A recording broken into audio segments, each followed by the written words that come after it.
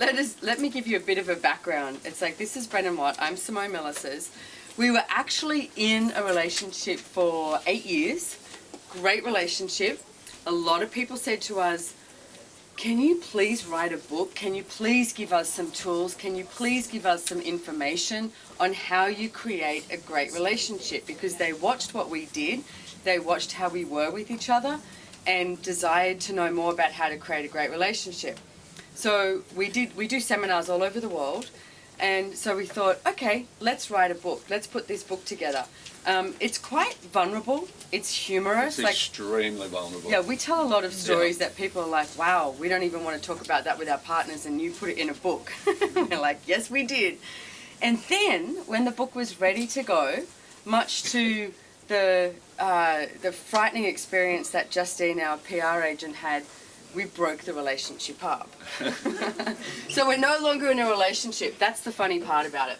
The media in America had an absolute ball with it. They were like, oh my God, you've written this book on creating a great relationship and now you're not in a relationship together. But the one thing that we really desired everyone to have is choice. You should be able to choose if you desire to be in a relationship or choose not to be in a relationship. I mean, the woman I got my nails done with today, it's like her whole headset is, if she's not in a relationship, she's wrong. And it's not true. It's like whatever you choose to do and whatever you choose to be is actually the right choice for you. This book has so many tools in it about how to create a great relationship. And we're actually going to start our second book on uncreating a relationship. Are we calling it Breaking Up? No, that was the Breaking up is easy-ish. Yeah, because it's been about a year now. Yeah. Yeah. Yeah. So yeah. And we also didn't have great relationships before this one. Like, we worked at this, and we talk about, in the book, we talk about the tools that we used, and we were fortunate enough to have some really wonderful friends that we'd call and say, what do I do with this? Help me with this. And, you know, and we'd get these tools, and the relationship would start working. So we've put all of this in this book. We didn't hold back with anything. So we've put it all in and really told the stories too about the things that people don't really talk about in relationship. Like, I don't know about you, but I'd look at the relationships on social media and go, wow, they have a perfect relationship. And then you'd meet them and they'd argue constantly. So I was like, we can portray this picture of a great relationship, but when you actually meet the people, they hate each other. So we've really talked about all of that stuff in this book too. Well, one of the things I find is so many people say, oh, these people have a great relationship. They've been married for 42 years. I'm sorry, 42 years does not make a great relationship. You can have a great relationship that lasts for 42 years, or 1 month, or 1 week, or 10 years. It's like, it's what you choose whilst you're in a relationship. And one of the things that we talk about in the book is the 5 elements of intimacy. And all the tools that we've got in this book are actually from Access Consciousness. And Gary Douglas, who is the founder of Access Consciousness, helped us so much. We wouldn't have had a relationship for 8 years. He was the godfather of our relationship. Absolutely. So, I mean, for example, there was this one time, the house that we had in Australia is across the road from the beach. And I was cranky at Brendon. I don't even know why I was cranky at Brendon. I do not remember that at the moment. And I went across to the beach, and I'm walking on the beach thinking, God, I'm so cranky at him.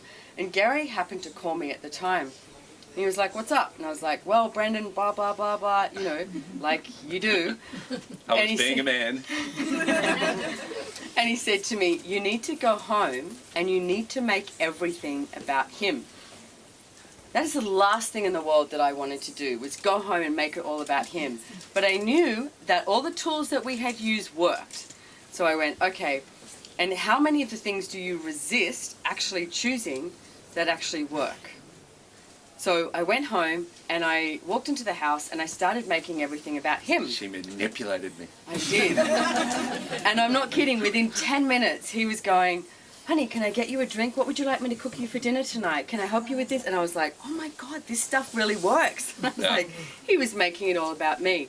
But how often do you in a relationship, you do this thing, especially females, of like, no, I don't have a problem. No, nothing's wrong. Yeah. No, that's fine. You can go and do that. And you have like this... That's called subtext, which we also talk about in the book. Exactly. You have this subtext. And what if you could actually truly ask for what it is that you desire? Even if that includes manipulation.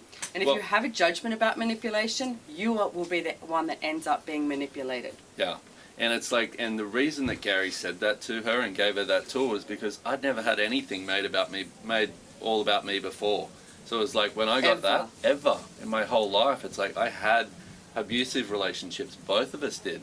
So it's like, it's also looking at the person that you're dealing with, not looking at what you've decided they need to be for you.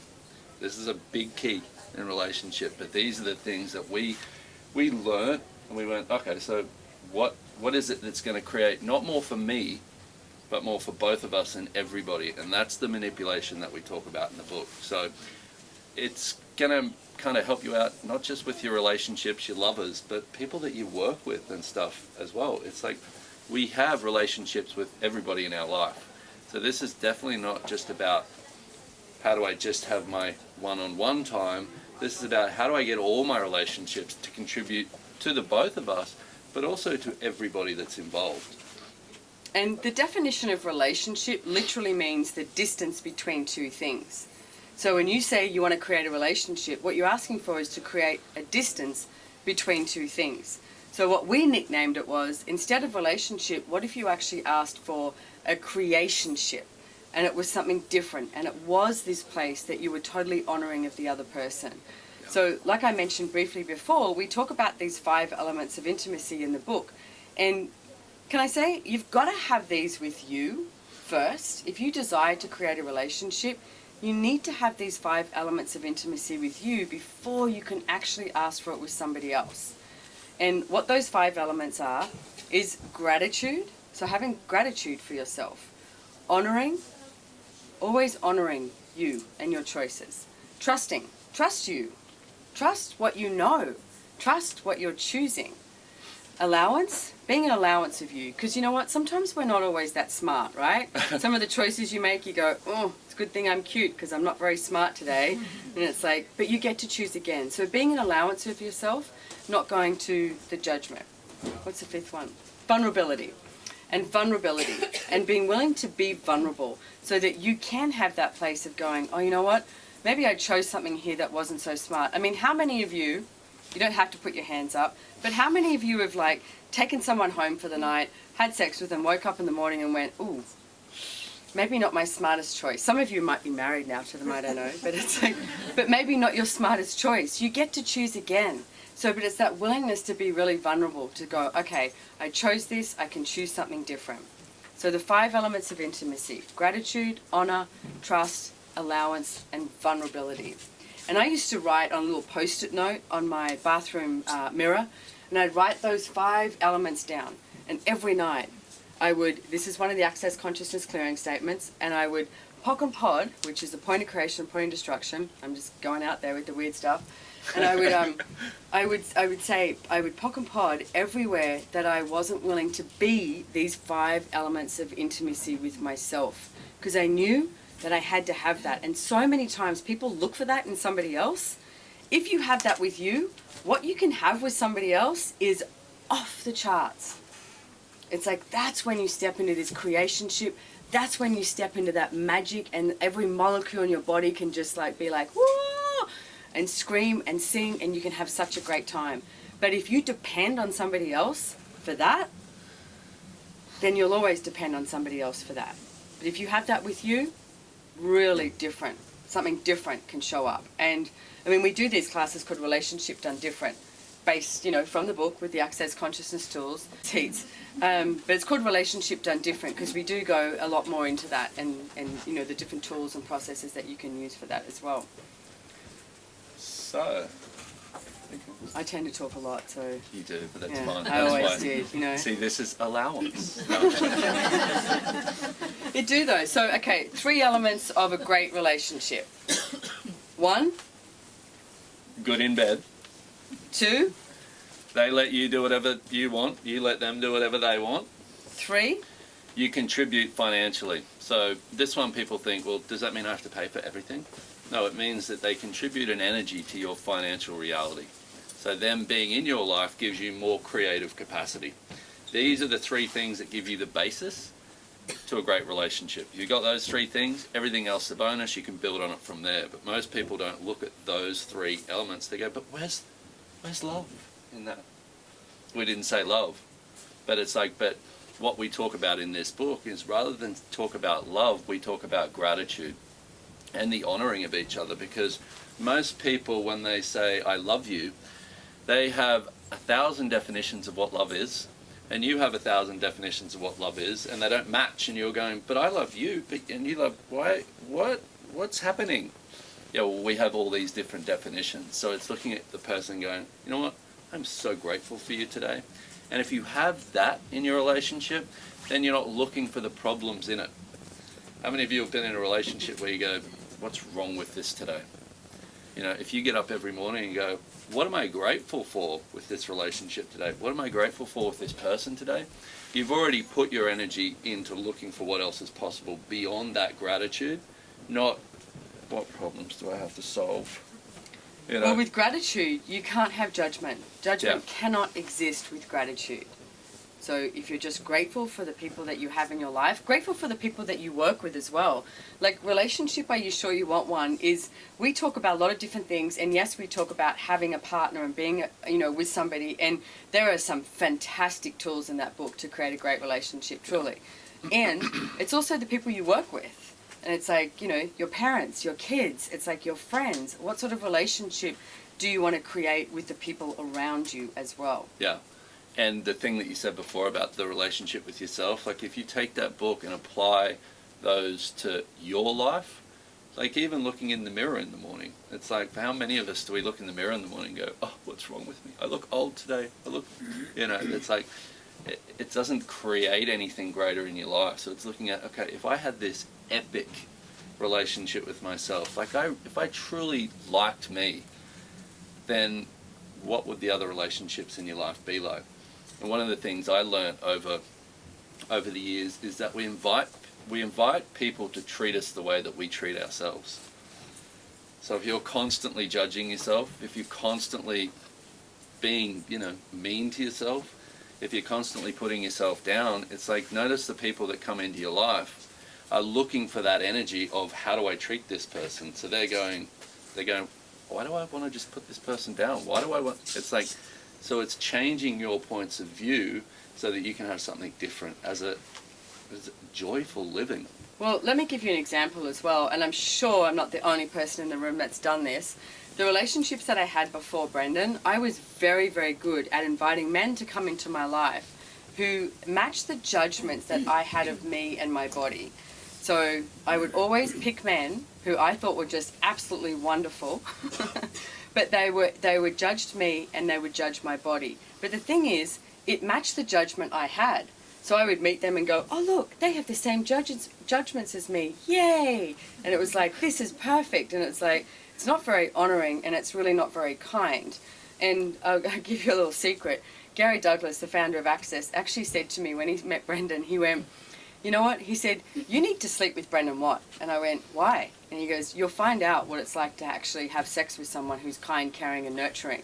So I did my homework, okay? I did my homework. I was a good girl. And 8 years later, we were still together. So, but what if you even asked for that? Like, what are you asking for to show up in your life? If you had no judgments of you or your body or anything about you, I mean, how many of you judge your money situation, your money flows, and then you look for somebody else to fill that space in, to fill that gap in, rather than if you had no judgment of you and you asked for somebody to show up who was kind, caring, nurturing, fun, joyful, like what is it you're asking for to show up if you actually desire to have a relationship? And the whole point of this book was the question, relationship. Are you sure you want one?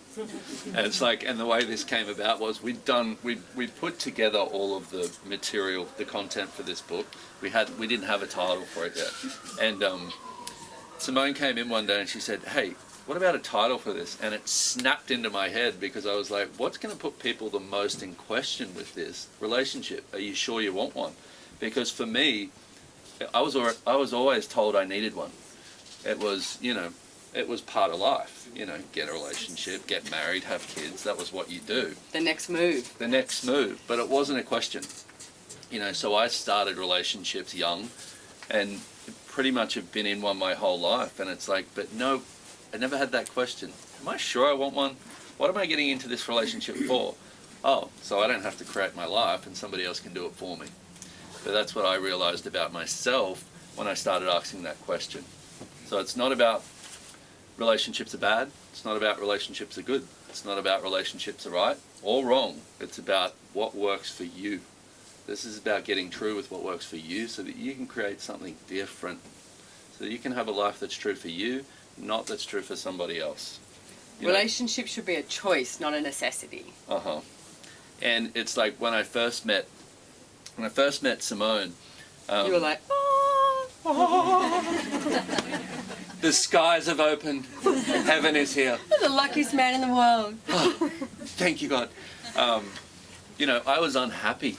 I just started doing using the tools of access consciousness, and my life at that stage was all about, you know, sleeping in, and then I'd get up and be depressed and walk around and, you know, kicking things around and, you know, just, well, I don't think I was actually doing that, but it looks dramatic, so I'm going to do it anyway. And it's like, and Simone would get up early and she'd be on her computer, on the phone, she'd be creating and she'd be happy.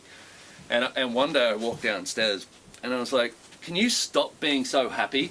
Because it was pissing me off like nothing else, that I could be so depressed. You should be depressed with me if we're going to be in a relationship. And she would do it.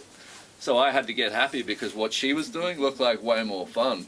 But what I've realized over the years is a lot of us, what we do is we will go down to we won't go up to the person in the relationship that's willing to have more. We'll expect the person in the relationship that's willing to have more to come down to us.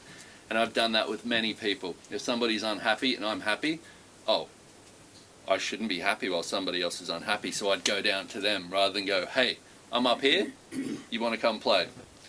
But this is another thing with relationship. If you're willing to know you, this is getting that relationship with yourself. If you're willing to know you and know what's true for you, then you will never give that up for anybody, including to be in a relationship. And that's the gift that starts giving you, and you'll never give that up no matter what. Well, I remember when you said to me, will you stop being so happy? And I was like, no. And then after 3 days, you came down and went, do you know how hard it is to be depressed and cranky with someone, living with someone who's so happy? And I was like, well, sorry, dude, that I'm making it so hard. And he was like, all right, I'm done. I'm over it. I got to change something here. Yeah. But I recognized that I had another choice. See, happiness is another thing that's just a choice that we make. And usually we'll go, well, I'm not happy because my relationship doesn't work. Or I'm not happy because they have no money. I mean, for me, I used to think when I got to a certain amount of money, I'd be happy. And then I'd get to that amount of money and still be like, well, that did nothing.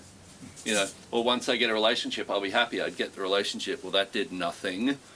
And it's like, but I realized that happiness is a choice that we make also. Same with unhappiness. But we'll find people to go, well, I'm not happy because you did this to me. No, you did that to me and I'm choosing to be unhappy. So does anyone have any questions? Yes, excuse me. Yes. Do you know if how we can, you know, keep, if we find somebody, how we can keep this relationship ongoing? Be willing to let it go. I mean, Be willing to not lost in, you know, sometimes we lost completely. Well, you got to start with a question and go, okay, so does this work for me? And if it's no, then you got to look at it and go, okay, so what would I, if I could create anything today, what would I start with? Okay. Okay, because you got to start with that. Everything has to start with a question. Otherwise, you're just looping back into your past to figure out your future. Okay, if you start with these questions, and we talk a lot in this book about being in the question. We talk about asking questions so that then you have choice and then possibilities show up and then also contribution, these 4 elements as well. Because even asking the question of like, what else is possible with my relationship today?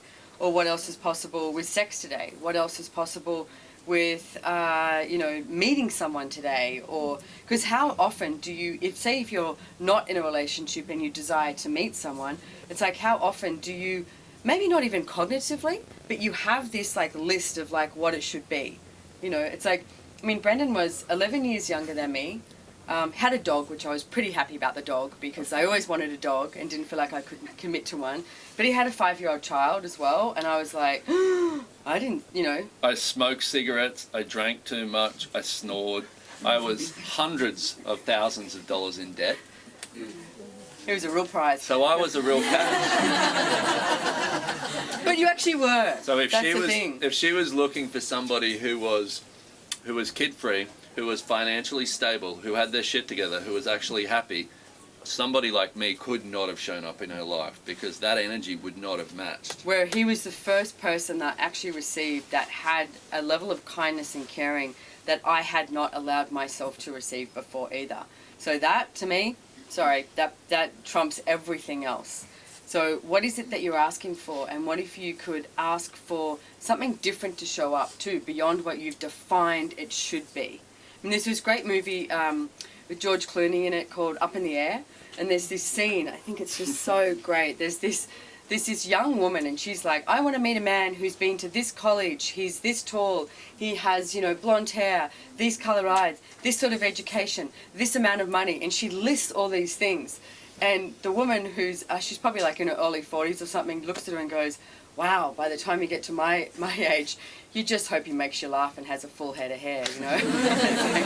But what if you destroyed and uncreated all of the definitions and the points of view that you have of what someone has to look like, what they have to be like to show up in your life, so that you're actually willing to receive a different energy and something different. And you know what? I love a balding man, by the way, too. Just saying. You don't have to have a full head of hair. Lucky.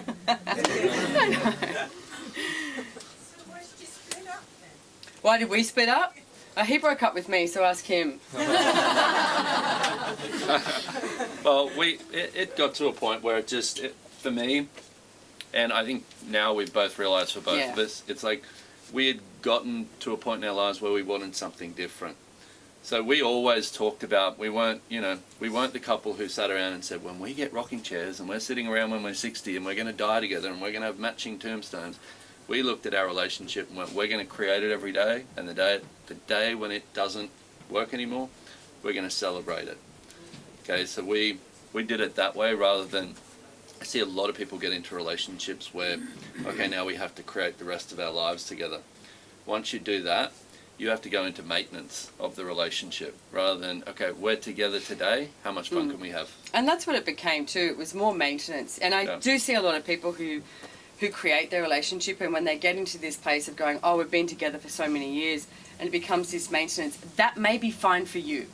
Yeah. It wasn't for us, and we always desired to empower each other to have everything that we could. Like I remember at one stage, probably 5 years into our relationship, I sat down with Brendon and I went, hey, because we were based in Australia, and I said, I think I want to go live in Europe for a while. Like, is that cool? And he looked at me and he goes, will you still contribute to the mortgage?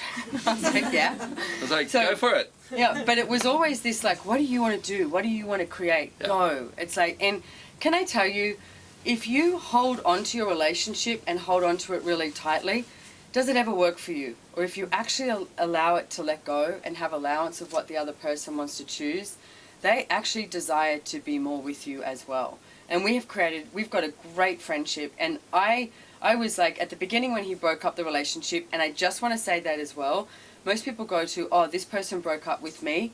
No, they broke the relationship up. And most people go to that they are less than if you are the person that the person broke up with. You are never less than, ever.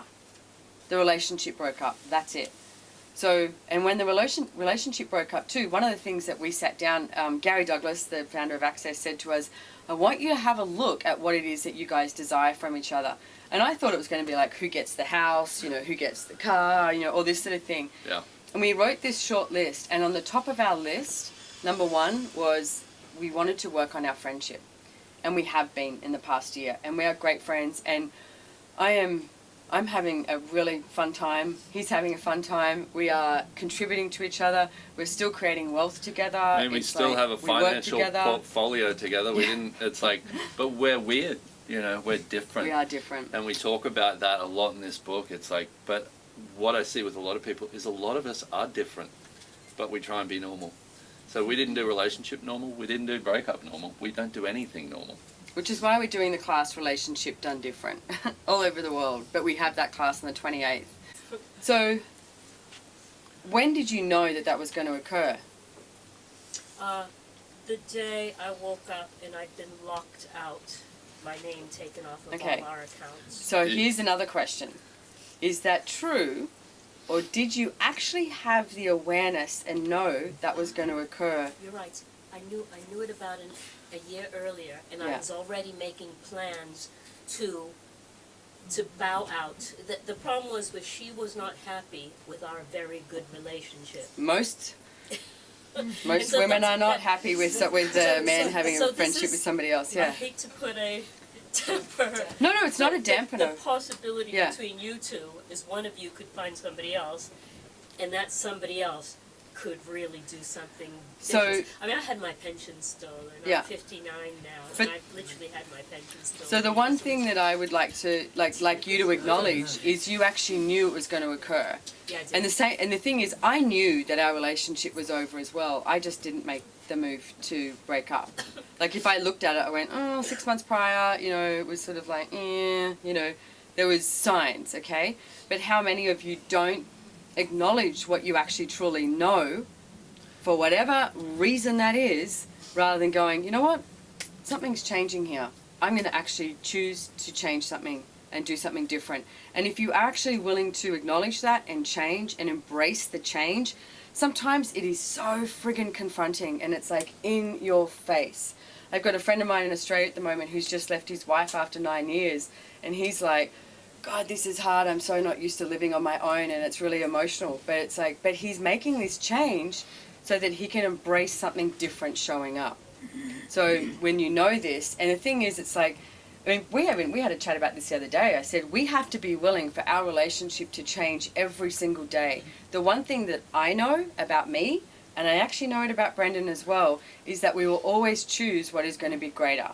So we work with the same company, and I don't think I'm not leaving. I don't think he's leaving either. So we will know each other for a while. But it doesn't mean we have to be best of friends. We can be. It needs to be a choice every single day. And that's the thing with all relationships, not just your lovers. It's like everyone. Every relationship should be a choice, not a necessity. Just because you've had a friend for 20 years doesn't mean they have to be your friend for the next 20 years. You may change so dramatically that doesn't match the energy of where you're heading anymore. But the thing that I would like you guys to acknowledge is you know far more than what you've been willing to acknowledge. And if you're willing to acknowledge your knowing and your awareness, then your choices just might be a little bit easier. A little bit. Lot. Yep. There's a lot of females who've done that. I've been there, done that. They're not available. And they're the most attractive thing in the world. Okay, I'm going to do something here that's a little bit different, and you guys probably go, what the hell is she talking about? But because this is short and we've got to sort of wind this up, I highly suggest that if this is a topic that you're interested, please come to the class. It's no prerequisites that we have on the 28th. Like I said, there's a flyer. It starts at 6:30. But what I want you to do right now is, and this is the Access Consciousness Clearing Statement, is all of the points of view, all of the beliefs, all of the thoughts and the feelings and the emotions and the definitions and the limitations that you've created around relationship, will you destroy and uncreate it? Yes, that's it. Right and wrong, good and bad, pot and pock, all nine shorts, boys and beyond. If you want to know more about the clearing statement, you can go to this fabulous website that's called theclearingstatement.com. Dr. Dane here talks about it. But the whole idea is, like this lady was saying, you go, oh, I'm 12 years old, I'm never going to have a relationship. Like Brendon grew up in a pretty, violent, abusive family. And every time they talked about money, there was arguments. So his world for a long time was, I don't want to have money, because money just means arguments and abuse. That's not his point of view, but you grow up with that point of view. This clearing statement, you can just say everything that those crazy, weird people at that, Watkins bookshop said, or Pock and Pot it, okay? And sometimes you won't even remember. It's like we have things that we will come to a decision at 2 that we won't remember now, and we'll go, why can't I change this in my life? The reason you can't change it is because you've made a decision that's created that point of view that's running the rest of your life. Which is the point of creation. Yeah. That creates the point of destruction of not being able to move forward, and that's all about in the clearing statement as well, because it's all about energy. Yeah. Okay? So what this is to take away as much shit as we can so that you guys actually get some freedom with this stuff, with everything, not just with your relationships. So clean the shit out of the stable, We're- and there's a pony. we're gonna go into, like, I enjoy doing these intro classes like the one that we're going to do, because we never know where it's going to go. We pretty much walk in there and go, okay, what's up? And then we'll take everything that's going on and see how much stuff we can change in that short time. So they are a lot of fun. If it sounds cool, come along. We're going to talk about a lot more weird shit, so that'll be fun for me. So. And if you come or you don't come, the one thing I would like you to get out of this evening is whatever you are currently choosing is not wrong. Yeah. Okay? You are not wrong. You've never been wrong. Unless you're a man. No, I'm joking. There's a joke that we tell. If a tree falls in the forest and nobody's around to hear it, is a man still wrong? Yes. Yeah. Kidding. I love it that the women laugh and the men are like, shh.